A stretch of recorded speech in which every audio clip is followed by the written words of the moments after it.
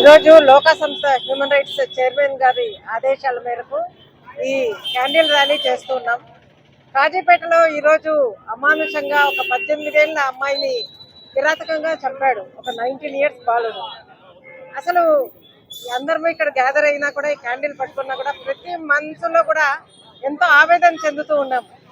ఏంటి ఒక 18 ఏళ్ల అమ్మాయి, ఇంకా లోకం కూడా చూడని అమ్మాయి అంటే తన కాళ్ళ మీద నిలబడ్డం కానీ తన కళలు కూడా నెరవేర్చకుండా 18 ఏళ్ల అమ్మాయిని ఇంత కిరాతకంగా చంపడం అనేది, అది కూడా ఒక 19 ఇయర్స్ బాలుడు. అసలు ఎక్కడికి వెళ్తూ ఉన్నాం మనం? ఎక్కడ ఉంది లోపం అనేది? ఆ వ్యక్తిలో ఉందా, సమాజంలో ఉందా? మనం ఎవరు దీనికి బాధ్యత తీసుకుంటారో అనేది కూడా మనకు అర్థం కావట్లేదు. యువత ఎందుకు ఇలా ప్రవర్తిస్తున్నారు? పైశాచికంగా ఒక అమ్మాయిని అమానుషంగా చంపడం అనేది ప్రతి ఒక్కరిని కలిచివేస్తూ ఉంది. అసలు ఆడపిల్లలు బయటకు రావాలంటేనే భయపడుతూ ఉండే సమాజం ఏర్పరిస్తే మనం గాంధీ గారి కలలు కన్న దేశం ఇదేనా అని మనం ప్రశ్నించుకోవాలి. ఎక్కడ ఉంది లోపం? తల్లిదండ్రుల పెంపకంలోనా, లేదా సమాజంలోనా, లేదు మనకు చదువు చెప్తున్న గురువుల, లేకుంటే మనం విలువలు లేకుండా చదువులు నేర్చుకుంటూ ఉన్నామా? అసలు మనం సమాజంలో ఉన్నామా? ఏ సమాజంలో ఉన్నామో అనాగరికంగా మనం ప్రవర్తించడం ఏంటి అనేది ఈరోజు చాలా బాధ కలిగిస్తుంది. ఒక 18 ఏళ్ళ అమ్మాయి జీవితం ఇలా అయిపోయింది అనేది. ఇంకొకటి, ఈరోజు జస్ట్ ఒక ర్యాలీ చేయడమే కాదు, ఇంకా నెక్స్ట్ ఏంటి, మనం ఇలాంటి మళ్ళీ పునరావృతం కాకుండా ఏం చేయాలి అనేది సమాజంలో ప్రతి ఒక్కరు కూడా ఆలోచించాల్సిన విషయం ఇది. ఆ అమ్మాయికి న్యాయం చేయడము, వాళ్ళ తల్లిదండ్రులకు న్యాయం చేయడమే కాదు, ఇక్కడ ఉండే బాలబాలికలందరూ కూడా, ఇక్కడ ఉండే అందరు కూడా అందరు స్వేచ్ఛగా చదువుకునేటట్లు, స్వేచ్ఛగా జీవించేటట్లు, అది మన హక్కు, మన మానవ హక్కు.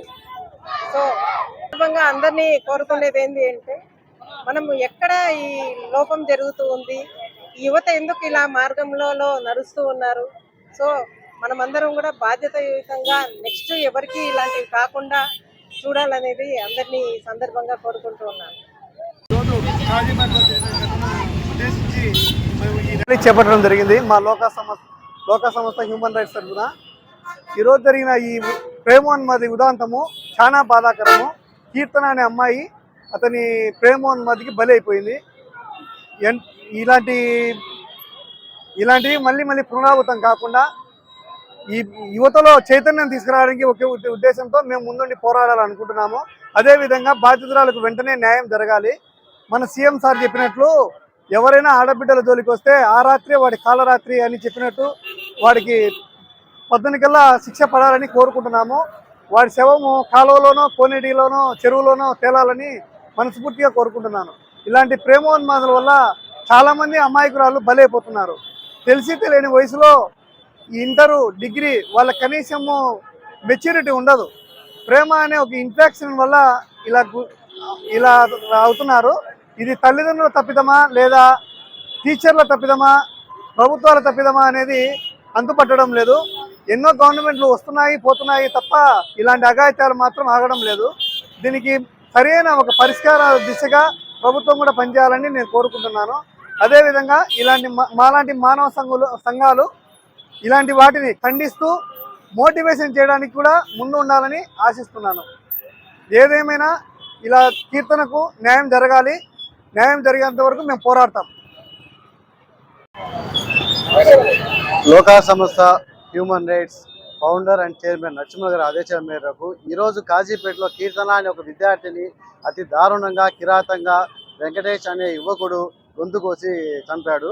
ఈ ఘటన ఈ రోజే కాదు, గతంలో చూస్తే గండికోట, మొన్నటికి మొన్న మదనపల్లిలో, ఈరోజు కాజీపేటలో ఇలాంటి ఎన్నో అఘాత్యాలు మన రాష్ట్రంలో జరుగుతూనే ఉన్నాయి.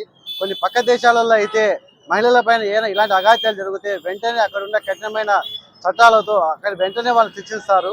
అలాగే అటువంటి కఠినమైన చట్టాలు మన దేశంలో కూడా ఉంటే చాలా బాగుంటుంది అంటున్నాము. మా లోకా సంస్థ హ్యూమన్ రైట్స్ ఒక మెయిన్ డిమాండ్ ఏంటంటే ఈరోజు కీర్తన రేపు ఇంకొకరు కావచ్చు.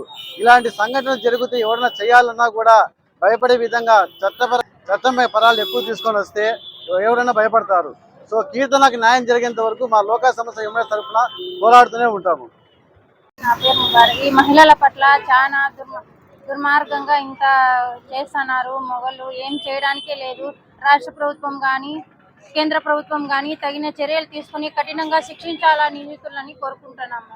హ్యూమన్ రైట్స్ తరఫు నుంచి న్యాయం జరిగే వరకు మేము పోరాడతాము. ఖచ్చితంగా న్యాయం జరగాలి. కఠినంగా నిందితుడిని శిక్షించాలని కోరుకుంటున్నాము సార్. ఒకటేమి చెల్లి అయితే ఏమి ఆడోళ్ళ గురించి ఏ దాని గురించి మర్చిపోతున్నారు అసలు జెంట్స్ ఏ దానికైనా. Okay, thank you. లోక్ సంస్థ human rights protection council and liberalisation సంస్థ ఆదేశాల మేరకు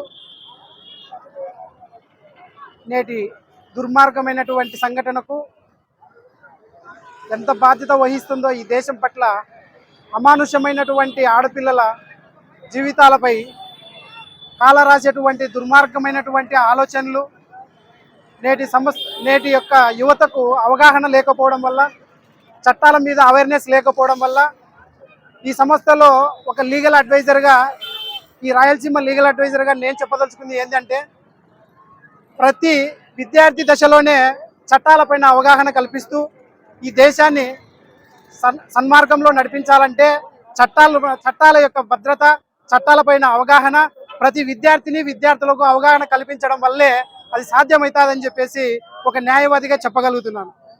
ఎందుకు అంటే చట్టాలపైన అవగాహన లేకపోతే ఇటువంటి దుర్మార్గమైనటువంటి ఘటనలు జరుగుతూనే ఉంటాయి.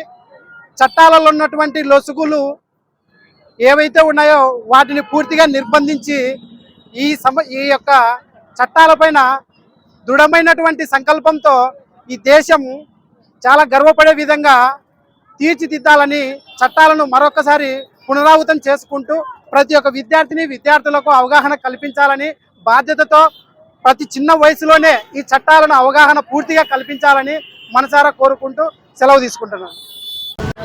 Human rights founder chairman Narasimha ఆదేశాల మేరకు ఈరోజు కడప జిల్లా కాజీ జరిగినటువంటి విషాద ఘటన అందరికీ కాల్చివేయడం జరిగింది.